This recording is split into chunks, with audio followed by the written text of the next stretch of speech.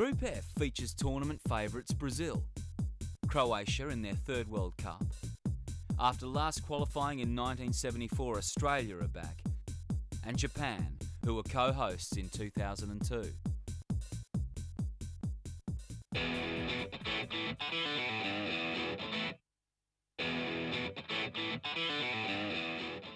Five times champions, Brazil will be looking to defend their crown and will set a mighty challenge for their opponents.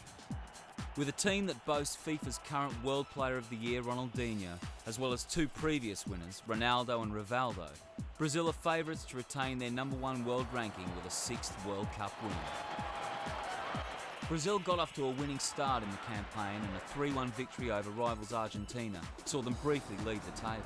However, Brazil spent most of the campaign trailing Argentina despite just 2 defeats in 18.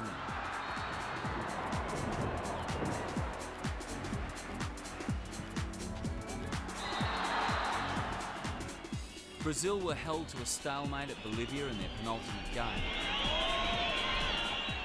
Janino Pernambucano's free kick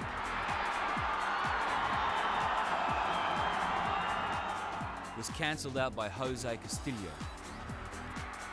This left Brazil needing a win in their last game to have any chance of finishing top of the group table, which they duly did thanks to a superior goal difference. Brazil's star-studded lineup includes the rising talent of Robinho in front of veteran defender Cafu and giant keeper Dida. Brazil's attacking options include Inter's intimidating striker Adriano. A staggering 35 goals in all qualifying games already speaks volumes, and Brazil show no sign of letting up in their recent friendlies.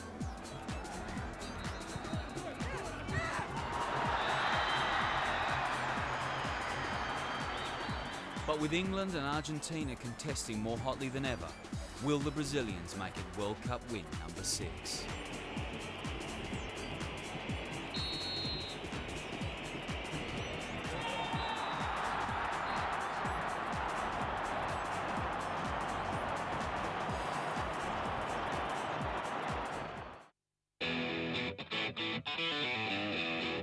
Group F also features Croatia, who, having finished third in their first World Cup in 1998, will be hoping to reach even loftier heights following a disappointing showing in the last tournament, as well as dismal results in recent European Championships. And with a large travelling contingent of devoted supporters, the conditions are there for great things to happen for the Croatian team this time around. On paper, Croatia's qualifying group, which included Sweden and Bulgaria, looked to be a challenging and hard-fought one, but they came through it without losing a game. Things are looking good. Jetzt haben wir gemacht in Gruppe mit Schweden, Bulgarien, haben wir bestanden den ersten Platz, sind wir direkt gekommen, alle sind gefreut, aber das reicht nicht für unsere Leute, weil wir wissen, dass wir haben eine gute Mannschaft und dass wir können was erreichen. Leading the line for Croatia is Rangers striker Dado Perso. The defence is marshalled by Igor Tudor, who plays for Siena in Italy, and Dario Sna, playing for the Ukraine, who's renowned for his shooting program.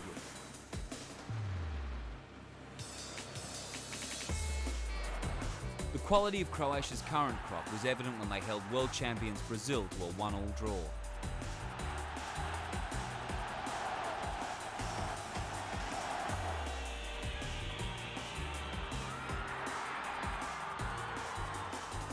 They've been drawn in the same group, so could this be a sign of things to come? Wir haben eine gute Mannschaft und wir können viel machen. Für uns ist das Erste, dass wir wollen Gruppe überstanden und dann ist alles möglich mit ein bisschen Glück. Aber ich glaube an unsere Mannschaft und ich denke mit so einem Trainer wie Kranjčar, das können wir viel erreichen.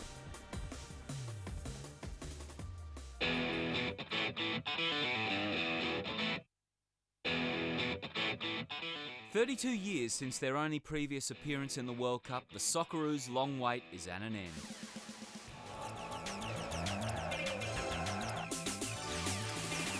Denied so many times at the last hurdle, Australia have finally broken through and unleashed a wave of World Cup fever down under.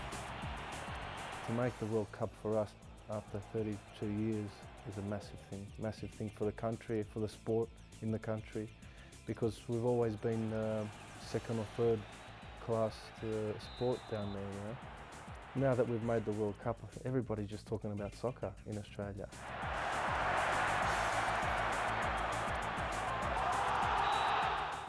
To be honest, we've got a good attacking power. Obviously, you know, Tim Cahill, Harry Kewell, myself.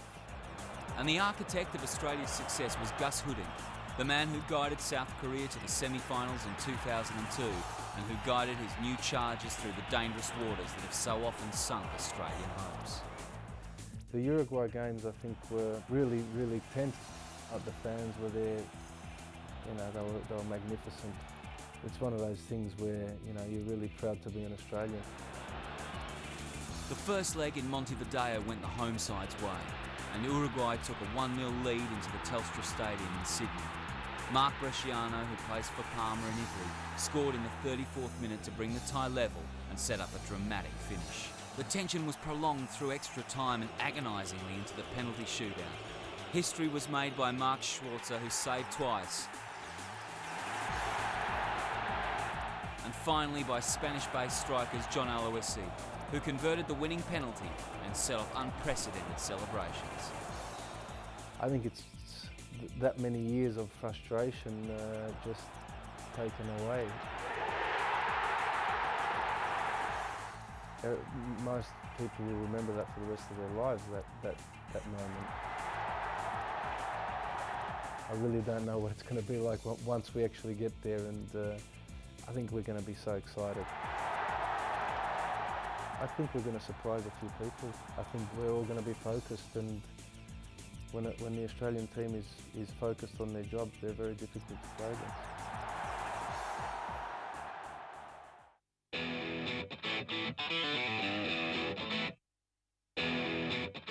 After qualifying for the first time in 1998, this will be Japan's third World Cup in a row after they were co-hosts in 2002.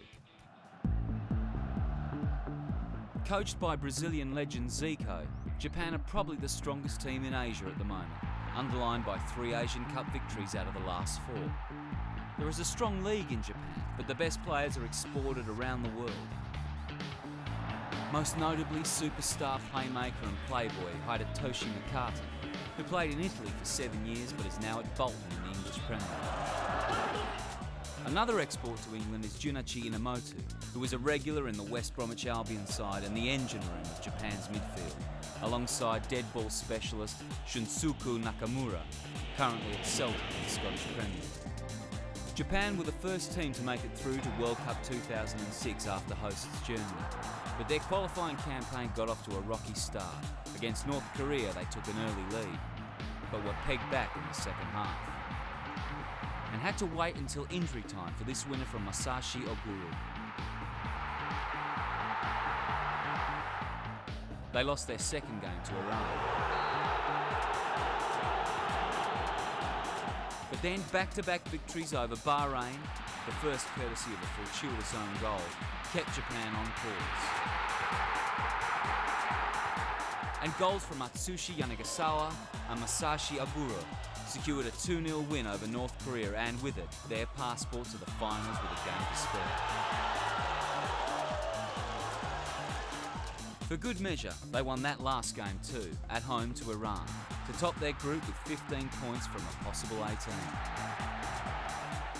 Group F looks like a battle for second place behind favourites Brazil, but against informed Croatia and Australia, Japan will have to be at their very best to progress past the first round, and have to hope that Brazil will already be through when they face them in the last group game in Dortmund on June 22nd.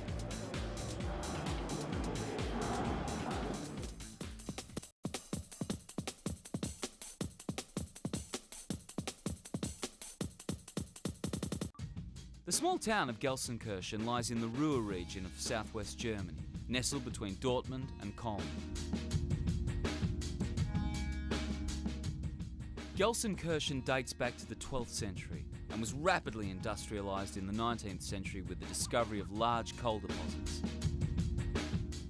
This discovery heralded an era of mass iron and steel production which shaped this city into a thriving industrial heartland. Unfortunately, the last mine was closed in the late 90s, and Gelsenkirchen's small population now experiences one of the highest unemployment rates in Germany.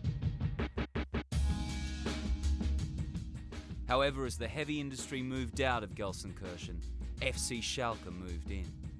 The impressive Veltins Arena was built in 2001 and represents a new generation of modern football theatres. The centrepiece is undoubtedly this remarkable retractable pitch. The playing surface spends most of its time outside the stadium to benefit from a shadow-free growing environment. It is then moved back inside for match days. This massive 44,000-seat stadium is breathing new life into Gelsenkirchen, which will be sure to benefit from the 5 World Cup matches that are to be played here. The first of which will be on the opening day of the tournament when Poland will take on Ecuador.